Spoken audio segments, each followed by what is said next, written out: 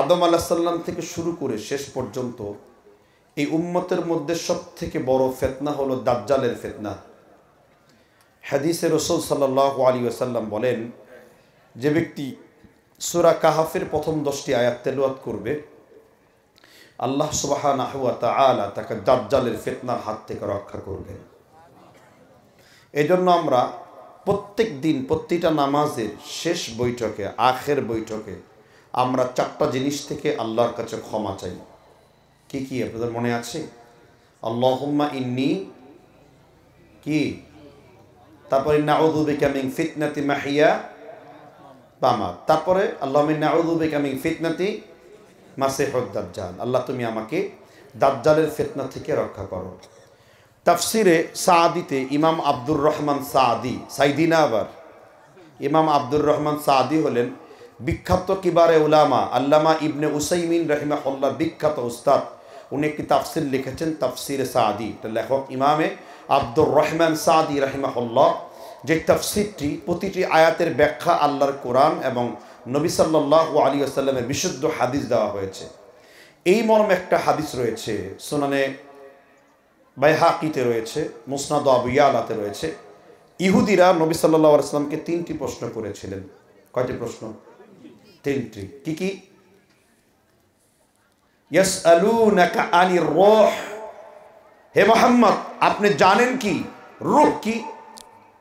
একটি প্রশ্ন। এরপর প্রশ্ন করা হয়েছিল ইয়াসআলুনাকা আনি যুলকারনাইন, নবী আপনি জানেন যুলকারনাইন সম্পর্কে? আরেকটি প্রশ্ন করা হয়েছিল এই যে সূরা আল কাহাফ, হে নবী আপনি জানেন আসহাবে কাহাফ সম্পর্কে? এই সূরা কাহাফের মধ্যে আসহাবে কাহাফের ঘটনা রয়েছে।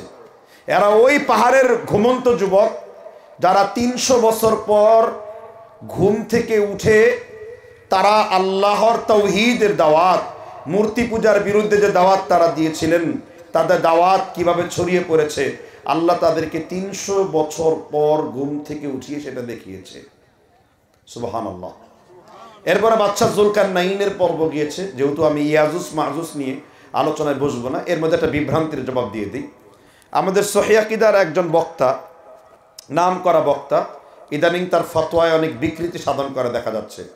আল্লাহ ভাইকে হেফাজত করুক, আল্লাহ ভাইয়ের উত্তম চিকিৎসা করার তৌফিক দান করুক এবং মানসিক বক্তাদের মানসিক ব্যাধি থেকে আল্লাহ আমাদের রক্ষা করুক।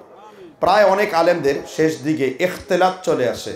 মুহাদ্দিসিনদের পরিভাষা বা উলুমে হাদিসের ভাষায় ইখতিলাত হলো মস্তিষ্ক বিকৃত হওয়া। মস্তিষ্ক কি হওয়া? বিকৃত হওয়া। উক্ত বক্তা সাহেব, নাম বলবো না যেহেতু আমাদের মাসলাকের মানুষ, এগুলো রেকর্ড হবে, বাইরে যাবে, বাতিল কথা বলার সুযোগ পাবে, তবে বিভ্রান্ত আসতে পারে। তিনি বলেছিলেন ফাতহুল বারি 10ম খণ্ড 144 পৃষ্ঠায় ইবনে হাজার আসকালানি রাহিমাহুল্লাহ উল্লেখ নাকি করেছেন যে আদম আলাইহিস সালামের একদিন স্বপ্নদোষ হলো। স্বপ্নদোষ হওয়ার পরে তার বীর্যপাতের ফোঁটা কিছুটা জমিনে পড়লো। ওই জমিনে বীর্য থেকে ফোঁটা যে জন্তুটার জন্ম হলো ওগুলো হলো ইয়াজুজ মাজুজ। এই কথা বলার পরে ইবনে হাজার আসকালানি বলেছেন এই বর্ণনাটি মারদুত, প্রত্যাখ্যাত, কখনো গ্রহণ করতে পারে না।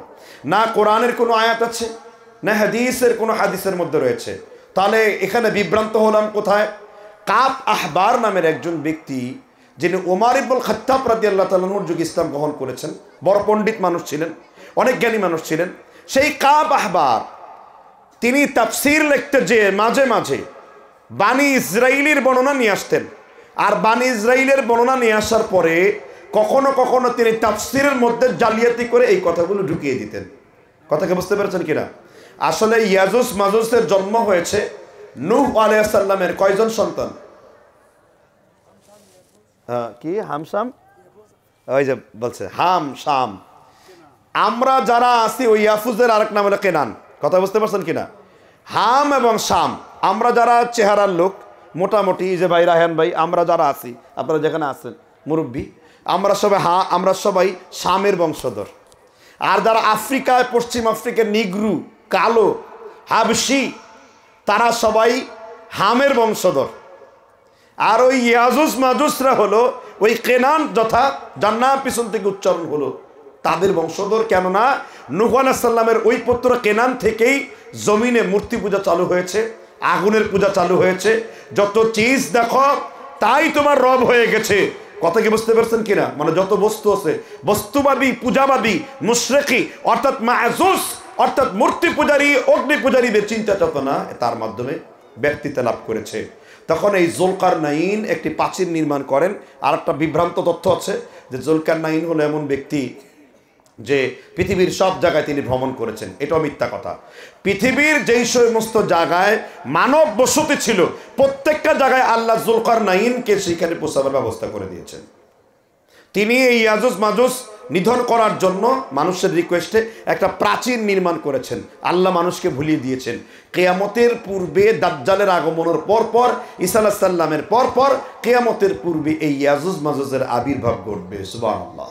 যতক্ষণ পর্যন্ত কোরআন হাদিসের আলোচনা হবে প্রথম থেকে শেষ পর্যন্ত শুনবেন তো ইনশাআল্লাহ? কে কে শুনবেন হাত তুলে আল্লাহকে দেখান। আল্লাহ আমাদের কবুল করুন। হাত নামান। প্রত্যেকটা হাত তুলেছেন কার সন্তুষ্টির জন্য? আল্লাহ সূরা কাফের 18 নম্বর আয়াতে বলেছেন, মা ইয়ালফিযু মিন কাওলিন ইল্লা লাদাইহি রাকীবুন আতীদ। অবিশ্ব নবী, মানুষদেরকে আপনি জানিয়ে দিন, তোমরা তোমাদের লাফজান, তোমরা তোমাদের মুখ থেকে যেই শব্দ উচ্চারণ করো আল্লাহ তাআলা সাথে সাথে ওই গোলামের জন্য রেকর্ড করে নেন। আমরা কোনো পীরের দরবারে বসি নাই, আমরা কোনো নেতার দরবারে বসি নাই, আমরা কোনো দুনিয়ার কোনো মজলিসে বসি নাই, আমরা বসেছি রব্বুল আলামিনের কোরআন কারীমের মজলিসে। ঠিক না ঠিক জুড়ে বলেন।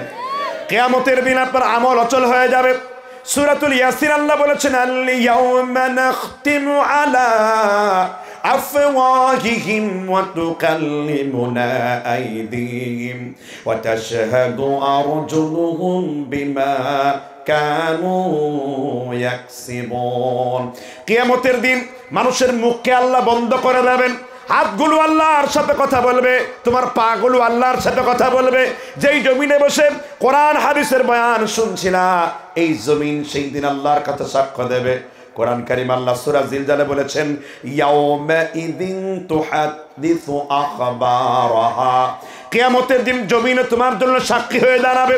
এই জন্য আমরা যেই মজলিসে বসে আছি এটা জান্নাতের মজলিস, কোনো সন্দেহ নেই।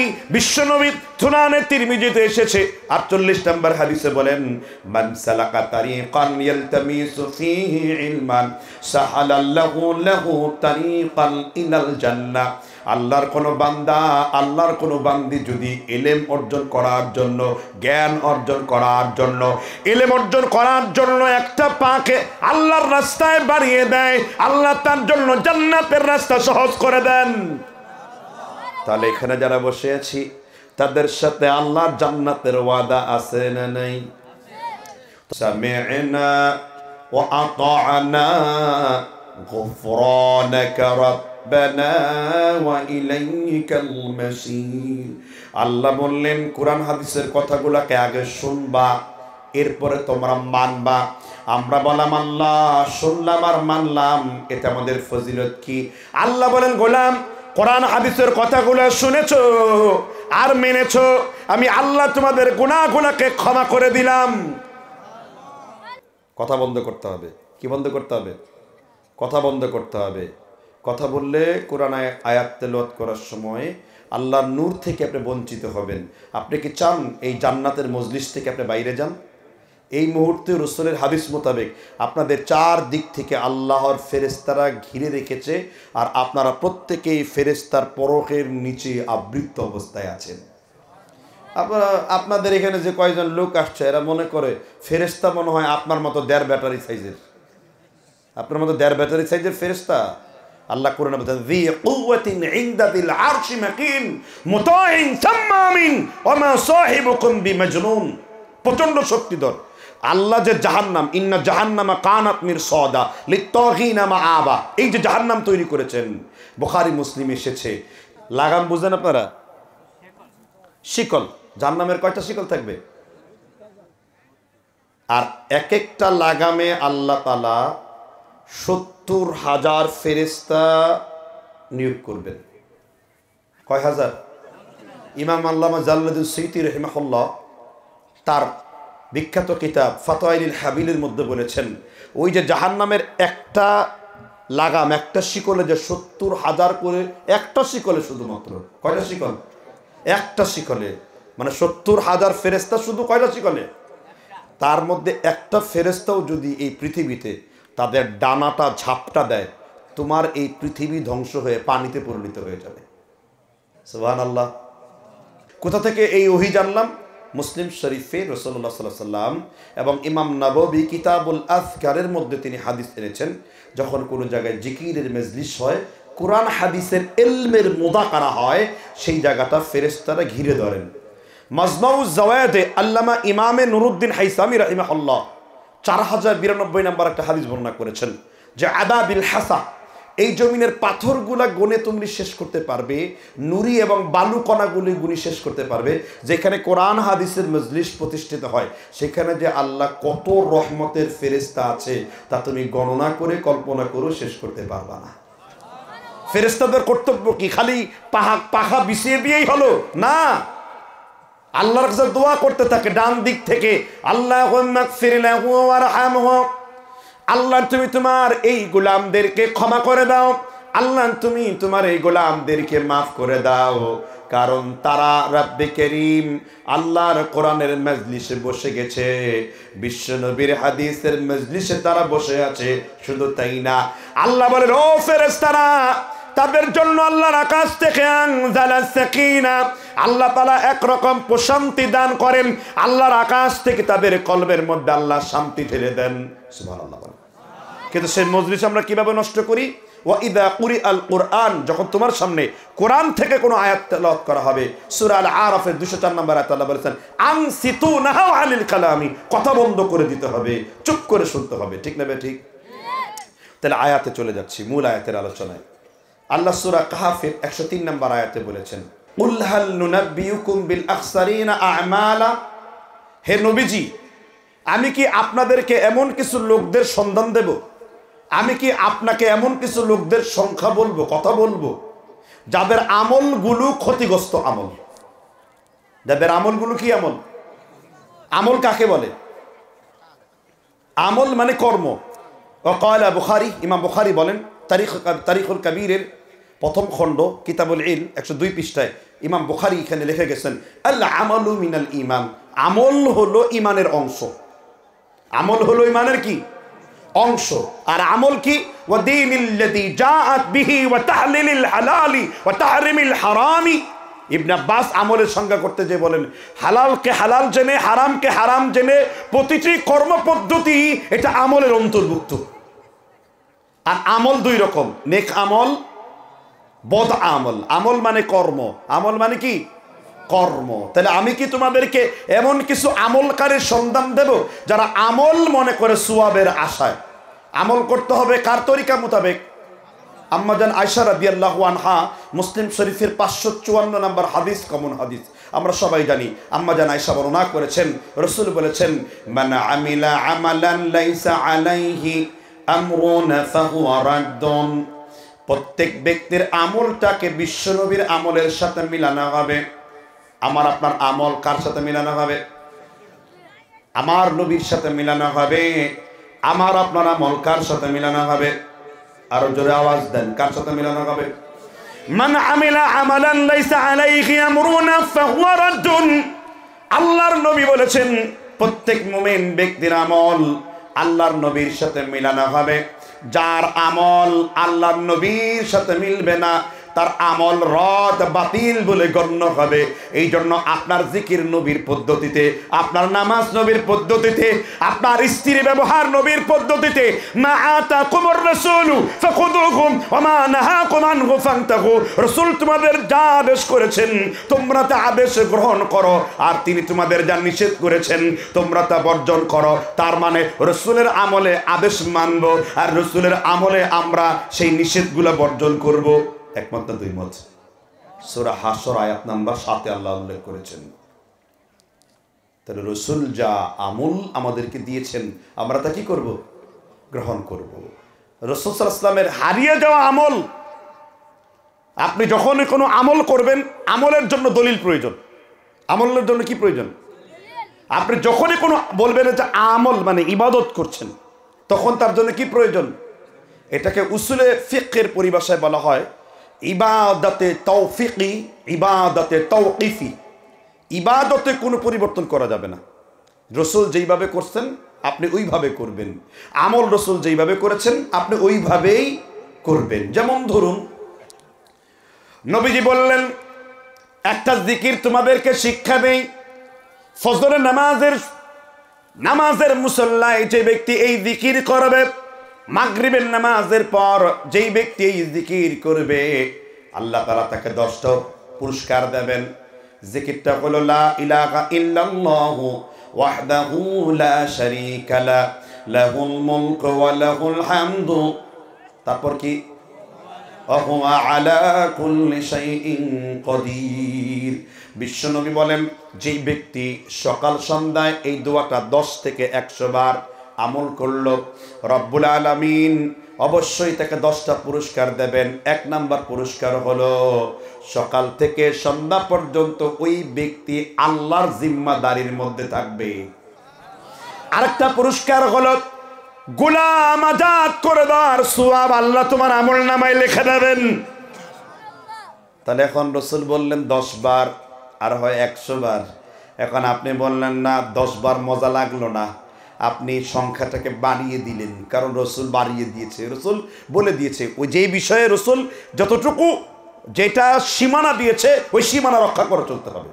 এর আলোচনা সূরা নিসার 114 নম্বর আয়াত আল্লাহ বলেছেন ওয়া মান ইয়াসিল্লাহা ওয়া রাসূলাহু ওয়া ইয়াতাআদ্দা হুদুদা ইউদখিলহু নারান খালিদান ওয়া লাহু আযাবুম মুহিন। যারা আল্লাহ এবং তার রাসূলের বিরুদ্ধাচরণ করেছে, নবী আপনি তাদেরকে জাহান্নামের সংবাদ দিয়ে দিন। এই জন্য আল্লাহর দেওয়া বিধান হলো আপনার জন্য সীমানা, রাসূলের দেওয়া বিধান হলো আপনার জন্য সীমানা। আল্লাহর নবী কখনো কখনো সীমানা দিয়েছেন, শরীয়তের হালাল হারামের দিক নির্দেশনা দিয়েছেন। এই জন্য আমার নবীকে বলা হয়েছে সাহাবে শরিয়ত, রাসূল হলেন শরীয়ত প্রণেতা। কারণ আল্লাহ তাআলা কখনো কোরআনে দিয়েছেন, আবার কখনো ওহীর মাধ্যমে তিনি দিয়েছেন। আমলে কমানোও যাবে না, আমলে কি বাড়াও যাবে না। আবার কথা কি বুঝতে পারছেন কিনা? যখন আপনি হুবহু রাসূলের তরিকা আমল করবেন সেটা হবে আমল। শরীয়তের জায়েজ না জায়েজের 2টা দিক আছে। একটা হলে হুবহু রাসূলের সুন্নত, আপনি এটা পড়তে পারবেন। আর একটা হলো জায়েজ, সুন্নত না কিন্তু হারাম না, এটা আপনি করলে বৈধ আছে। কথা কি বুঝতে পারছেন কিনা? এরকম অনেক বিষয় রয়েছে। আমার কথাগুলোকে বুঝতে আপনাদের জন্য কষ্ট হচ্ছে? তাহলে আমল যখন করবেন আমলে সলিহ করবেন। তাহলে ক্ষতিগ্রস্ত আমল কারা? যারাই নবীজির সুন্নতকে পরিবর্তন করবে, সুন্নত মতো জিন্দেগি করবে না, সুন্নতের পরিবর্তে হয় পীরের সুন্নত, বড় হুজুরের সুন্নত, আবার আপনারা তো ইদানিং শায়েখ মানেন, শায়েখদের সুন্নত। অর্থাৎ রসুলের দলিল নেই, কোরআন নাই, হাদিস নাই, কিন্তু অমুক বড় হুজুর করে, অমুক মাদানি করে, অমুক আজহারি করে, অমুক ঢাক্কি করেছে, অমুক মাক্কি করেছে। যেই করুক না কেন, যদি দলিল আল্লাহর রাসূল থেকে না দেখাতে পারে ওইটা দলিল হিসেবে গ্রহণযোগ্য হবে না। ওইটাই ক্ষতিগ্রস্ত আমল। ওইটা কি আমল? ক্ষতিগ্রস্ত আমল। নবীজির সুন্নাহকে মেনে নেওয়ার নাম কি? নবীর সুন্নাহকে আনুগত্য করে মেনে নেওয়ার নাম আরবিতে কি বলে? এটাকে ইত্তেবায়ে সুন্নাহ। নবীজির সুন্নাহর কি করা? ইত্তেবা করা। যেমন তাওহীদের বিপরীত হলো তাগুত, ঈমানের বিপরীত হলো কুফর, সুন্নাতের বিপরীত হলো কি? বিদআত। রাগের মানে গজবের বিপরীত হলো হুব, ভালোবাসা। তদ্রূপ ইত্তেবার বিপরীত কি বলতে পারলেন না? না, ইত্তেবার বিপরীত হলো তাকলিদ।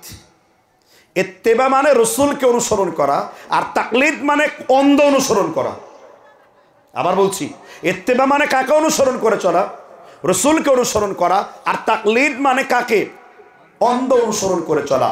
মূর্তি পূজা যেমন হারাম, মূর্তি পূজা যেমন শিরক, পীর পূজা যেমন হারাম, আল্লাহ এবং তার রসুলের দলিলের বাইরে যে কোনো মানুষের ব্যক্তি পূজা করা এইরকম জঘন্যতম হারাম। এ হারাম আমি বললে হবে না, দলিল দিচ্ছি। প্রথম দলিল সুনানে বাইহাকি হাদিস নাম্বার 2120 নাম্বার। আমার উস্তাদ মুহাদ্দিসুল আসার হাফিজুল হাদিস আল্লামা জুবাইর আলী জাই হাদিসটিকে তিনি হাসান লি যাতিহি বলে উল্লেখ করেছেন। নাসিরুদ্দিন আলবানীও হাদিসটিকে হাসান বলে উল্লেখ করেছেন। ইমাম শানকিতি হাদিসটিকে হাসান বলে উল্লেখ করেছেন। শুআইব আর নাউত আল হানাফি আল মিশরি তিনিও হাদিসটিকে হাসান বলে উল্লেখ করেছেন। সাহাবীর কথা শুনতে চান কিনা? তাহলে ইত্তেবার বিপরীত হলো কি? জোরে বলেন, বেদাত কি? কি পড়ালেখা শুনেন না, ওয়াজ কি বুঝেন না নাকি? ইত্তেবার বিপরীত হলো কি? তাকলিদ। ফেরাউনের বিপরীত যেমন মুসা, নমরুদের বিপরীত যেমন ইব্রাহিম, রাগের বিপরীত যেমন ভালোবাসা। কথা কি বুঝতে পারছেন কিনা? তদ্রূপ রসুলের ইত্তেবার বিপরীত শব্দটা তাকলিদ। তাকলিদ হলো অন্ধ পূজা করা, অন্ধ অনুসরণ করে চলা। ধর্মের ক্ষেত্রে আপনি কারো অন্ধ অনুসরণ, যে কোনো আমল করবেন, কাজ করবেন, কি লাগবে? দলিল লাগবে। ইবনে মাসউদ কি বলেছেন? লা তুকাল্লিদু দীনাকুমুর রিজালা, এই ধর্মের ভিতরে কোনো মানুষের অন্ধ অনুসরণ করবে না। লা তুকাল্লিদু দীনাকুমুর রিজালা, ধর্মের মধ্যে ইসলামের ভেতরে তোমরা কারো অন্ধ অনুসরণ করবে না। স্পষ্ট না অস্পষ্ট? কেন আমি আব্দুল্লাহর নাম বললাম? আমার এলাকায় অনেক হানাফি মাযহাবের ভাইয়েরা এসেছে। আমি প্রত্যেক হানাফি মাযহাবের দিনী ভাই, আমি নিজেও একজন হানাফি। আল্লামা জামালউদ্দিন যাইলাই রহমাতুল্লাহ আলাইহি কিতাব লিখেছেন আরবিতে নাসবুর রায়া। তিনি আল্লামা জামালউদ্দিন যাইলাই উল্লেখ করেছেন আব্দুল্লাহ ইবনে মাসউদ রাদিয়াল্লাহু আনহু, তার উস্তাদের নাম কি? আব্দুল্লাহ ইবনে মাসউদের উস্তাদের নাম কি? কেউ বলতে পারে না। একজনের নাম শুনেন নাই? আব্দুল্লাহ ইবনে মাসউদ সেই সাহাবা, যেই সাহাবা বিশ্বনবীকে শিরকের ব্যাপারে প্রশ্ন করত। আব্দুল্লাহ ইবনে মাসউদ সেই সাহাবা, তাবিজ দেওয়া যে হারাম, এটা তিনি সবচেয়ে বেশি গুরুত্বপূর্ণ ফতোয়া দিয়েছেন। আব্দুল্লাহ মাসউদ সেই সাহাবা, বিশ্বনবী তাকে কাতেবে ওহী বলেছেন, ওহী লেখক বলেছেন। মুসনাদ আহমদের 4075 নম্বর হাদিসে এসেছে, কিয়ামতের দিন একদিন আব্দুল্লাহর পা দেখে সাহাবারা হাসতেছিল, কারণ লোকটা খাটো, পা তার চাইতে বেশি খাটো। বিশ্বনবী বললেন, আব্দুল্লাহর পা দেখে তোমরা হেসো না, কিয়ামতের দিন আল্লাহ উহুদ পাহাড়কে এক পাল্লাই করবেন, আব্দুল্লাহর পাকে আল্লাহ এক পাল্লাই করবেন। আব্দুল্লাহর পায়ের ওজন উহুদ পাহাড়ের চাইতেও বেশি ভারী আল্লাহর কাছে হবে। আব্দুল্লাহ প্রশ্ন করেছেন, বুখারী শরীফের কিতাবুল ঈমানের 96 নম্বর হাদিস, আইয়ুদ যামবি ইনদাল্লাহ, ও আমার রাসূল, আল্লাহর কাছে সব থেকে বড় গুনাহ কোনটা? বিশ্বনবী বললেন, আশিরকে বিল্লাহ, আল্লাহর সাথে শিরক স্থাপন করা। এরপরে আল্লাহর নবী আব্দুল্লাহকে ডেকে বলেন, ও আব্দুল্লাহ ইবনে মাসউদ, শুনো, যদি তোমাকে হুররিকাত আউতিয়াত, তোমাকে যদি আগুনেও পুড়িয়ে মারা হয়, কিংবা তোমাকে যদি কেটে কেটে টুকরা করে দেওয়া হয়, আনতা জাআলা লিল্লাহি নিদ্দান ওয়া হুয়া খালাকাক, তবুও তো তুমি তোমার আল্লাহর সাথে শিরকে লিপ্ত হবে না। তিনি হলেন আব্দুল্লাহ। আব্দুল্লাহ ইবনে মাসউদ স্পষ্ট বলেছেন, লা তুকাল্লিদু দীনাকুমুর রিজালা, ধর্মের মধ্যে তোমরা কারো অন্ধ অনুসরণ করো না। আব্দুল্লাহর ছাত্র হলো ইব্রাহিম নাখঈ, তার ছাত্র হলো হাম্মাদ বিন মুহাম্মদ ইবনে আলকামা, তার ছাত্র হলো হাম্মাদ বিন সুলাইমান, তার ছাত্র হলো ইমামে আজম আবি হানিফা রাহমাতুল্লাহ আলাইহি। আমার কথা মনে হয় আপনারা বুঝতেছেন না। তাহলে সাহাবীর ফতোয়া অনুযায়ী তাকলিদ করা কি? যদি তোমরা কারো অন্ধ তাকলিদ করো না। কলাদা শব্দের অর্থ হলো, আপনারা টাই পড়তে দেখছেন, টাই, এই টাই বরং গলার রশিকে বলে। কি বলা হয়? রশি। আপনাকে একটা রশি পরায় দেওয়া হলো, এখন এই রশির লাগাম আপনার পীর টানতেছে। এখন আপনার পীর কোন স্ত্রীর সাথে সহবাস করলো, আপনি বলেন যে এটা জায়েজ। আপনি পীরের হারামকে কি বলতেছেন? হারাম। আপনাকে বলা একটা রশি পরে দেওয়া হলো, ধরুন আপনি কোনো এক দলের মানে নেতার অনুসরণ করেন। আপনার নেতা কবরস্থানে ফুল দেয়, আপনিও ফুল দেন। আপনার নেতা মদ খায়, আপনিও মদ খান। আপনার নেতা আল্লাহ বিরোধী কাজ করে, আপনিও সেটা করেন। আপনার নেতা মূর্তি তৈরি করে, আপনি তার সাথে মূর্তি তৈরি করেন। আপনার নেতা চুরি করে, আপনি চুরি করেন। এইভাবেই আরবিতে তাকলিদ, অন্ধ অনুসরণ বলা হয়। তাহলে নেতা যে অপকর্ম করলো, সব অপকর্মে সাক্ষী আপনি। কি করে বুঝাই আপনাদেরকে ধর্ম? বুঝতেছেন? এতটুকু বুঝলাম তাকলিদ করা কি। এবার স্পষ্ট করেছেন হানাফি মাযহাব, মোল্লা আলী কারি আল হানাফি মিরকাতুল মাফাতিহ 13 পৃষ্ঠায় বলেছেন, আত-তাকলিদু ক্বাবুলুল কওলি গায়রা বিলা দালিলি, আত-তাকলিদু ক্বাবুলুল কওলি গায়রা বিলা হুজ্জাতি। কারো কথাকে দলিলবিহীন, প্রমাণবিহীন, নসবিহীন, কোনো ইবারতবিহীন কারো কথাকে মেনে নেওয়ার নাম আরবিতে কি? তাকলিদ। এরপরে আল্লামা বদরুদ্দিন আইনি বলেছেন, মুকাল্লিদু দাহলা, মুকাল্লিদু জাহলা, মুকাল্লিদু সাবিয়ুন, মুকাল্লিদু গাবিয়ুন। মুকাল্লিদ হলো অন্ধ, মুকাল্লিদ হলো গোড়া প্রকৃতির হয়। আবার ইবনে বার মালিকি বলেছেন, যে তাকলিদ করে তাকে বলা হয় মুকাল্লিদ। যে তাকলিদ করে তাকে বলা হয় কি? মুকাল্লিদ। যে তাকলিদ করে তাকে বলা হয় কি? মুকাল্লিদ। কথা কি বুঝতে পারছেন কিনা? যেমন যে শিরিক করে তাকে বলা হয় কি? মুশরিক। যে ব্যক্তি কুফরি করে তাকে কি বলা হয়? কাফের। আর যে ব্যক্তি টাকা রাখে তাকে বলা হয় টাকাওয়ালা। যদি যে ব্যক্তি তাকলিদ করে তাকে বলা হয় কি? মুকাল্লিদ। আমরা তাকলিদ করি না, এজন্য আমাদেরকে বলা হয় কি? গায়রে মুকাল্লিদ। এগুলো সব হলো রাসূলের বিপরীত শব্দ। তবে 3টি যুগকে রাসূল অনুসরণ করতে বলেছেন। কয়টা যুগ? এক, এই যে একটু আগে আব্দুল্লাহর উদাহরণ দিয়েছি, ইবনে মাসউদ রাদিয়াল্লাহু আনহু, তিনি কি ছিলেন? রাসূলের সাহাবারা জান্নাতি না জাহান্নামী? যারা আওয়াজ দেয় নাই তারা মনে হয় শিয়াদের মুরিদ। রাসূলের সাহাবা জান্নাতি না জাহান্নামী? রাসূলের সাহাবার সংখ্যা কত? কয়শো লক্ষ। আল্লামা ইমাম যাহাবী রাহিমাহুল্লাহ সিয়ারু আলামিন নুবালার মধ্যে উল্লেখ করেছেন, সবথেকে বিশুদ্ধ মত হলো রাসূলের সাহাবীর সংখ্যা হলো 1,16,000। আর আহলে সুন্নাহ ওয়াল জামাতের আকীদা হলো, ইমাম তাহাবী উল্লেখ করেছেন, রাদিয়াল্লাহু আনহুম ওয়া রাদু আন যালিকা লিমান খাশিয়া রাব্বা। আল্লাহ তাআলা প্রত্যেক সাহাবীর উপর রাজি খুশি ছিলেন, আর সাহাবারাও আল্লাহর উপরে রাজি খুশি ছিলেন। রাসূল এই আয়াতের আলোকে ফতোয়া দিয়েছেন, লা তুসাব্বু আসহাবি, তোমরা আমার সাহাবীদেরকে গালি দিও না, কারণ লবণ যেমন পানিতে হারিয়ে যায়, যে ব্যক্তি আমার সাহাবীদের গালি দেবে জমিনে ওই ব্যক্তি হারায়া যাবে। এই জন্য সকল সাহাবীরাই জান্নাতি। সকল সাহাবীরা কি জান্নাতি? কোন সন্দেহ আছে? সুবহানাল্লাহ বলেন। ওয়াজ একটু কঠিন, একটু আমাকে বিষয় দিয়েছে, একটু কঠিন বিষয়। আমি ওই বিষয়ের দিকে হেঁটে যাচ্ছি, আপনাদেরকে বুঝাচ্ছি যে ইত্তেবা করবেন না তাকলিদ করবেন। কথা কি বুঝতে পারছেন কিনা? তাহলে মানবেন কাকে? রাসূল সাল্লাল্লাহু আলাইহি ওয়াসাল্লামকে। রাসূলকে মেনে নেওয়ার নাম হলো, প্রত্যেকটা জায়গায় রাসূলকে অনুসরণ করে মেনে নেওয়ার নাম হলো ইত্তেবা। আর এটাকেই বলা হয়, আর একটু সুন্দরভাবে আমরা যদি এটাকে চমৎকার করি, এটাকে বলা হয় নবীজির সুন্নাহ মানা। কি মানা? আমাদের দেশে মনে করে যে সুন্নাহ শব্দ মানেই হলো খালি নফল। মানে সুন্নাহ যখন বলি দূরবীনটা খালি নফলের দিকে যায়, যে সুন্নাহ মানেই হলো নফল। কে বলছে আপনাকে? সুন্নাহ দ্বারা ফরজ হয়, সুন্নাহ দ্বারা ওয়াজিব সাব্যস্ত হয়, সুন্নাহ দ্বারা বিদআতের ফতোয়া হয়, সুন্নাহ দ্বারা তাওহীদের ফতোয়া জারি হয়। যেমন আমরা রমজান মাসে সাদকাতুল ফিতর দেই, এটা দিচ্ছেন কি আল্লাহ দিতে বলছেন না রাসূল দিচ্ছেন? ফারাদা রাসূলুল্লাহ সাল্লাল্লাহু আলাইহি ওয়াসাল্লাম, আল্লাহর রাসূল এটা ফরজ করছেন। ঠিক না? ঠিক। আবার মনে করি কোরআনে থাকলেই মনে হয় ফরজ হয়, এমন মনে করি না? আমাদের ফরজের সংখ্যা কারে বলে? কোরআনে থাকলেই ফরজ। কেন? আল্লাহ তাহাজ্জুদের কথা কোরআনে বলেন নাই? ওয়া মিনাল লাইলি ফাতাহাজ্জাত বিহি নাফিলাতাল লাক। আল্লাহ নিজেই তাহাজ্জুদকে কি বলেছেন? নফল বলেছেন। আবার রাসূলের সুন্নাহ দ্বারা দাড়ি ফরজ হয়ে যায়।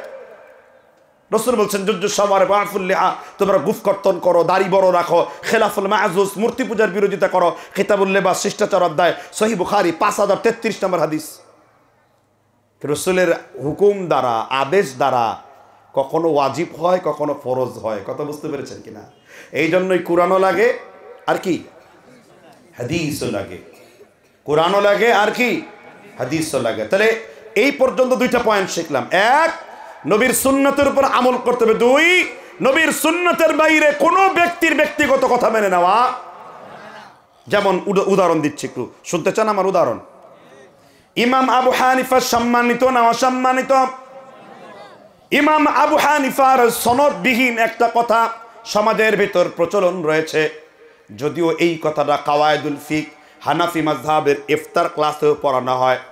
এই কথাটা রাসমুল মুফতির 14 পৃষ্ঠাতেও উল্লেখ রয়েছে, কিন্তু আমি অনেক চেষ্টা করেও এই কথার কোনো সনদ বের করতে পারিনি। যেটা আমরা বলি ইদা সাহাল হাদিস ফাহুয়া মাযহাবি, হাদিস যদি সহি পাও ওইটাই আমি আবু হানিফার মাযহাব। এটা আলেমদের কথা, কথাটা সুন্দর। মূলত এটা ইমাম শাফির কৌল। কার কৌল? তারটা সনদ সহকারে প্রমাণ আছে, আবু হানিফারটা কিন্তু প্রমাণ নেই, কিন্তু কথাটা সুন্দর। হাদিস যদি সহি পাও ওইটাই আমি আবু হানিফার মাযহাব।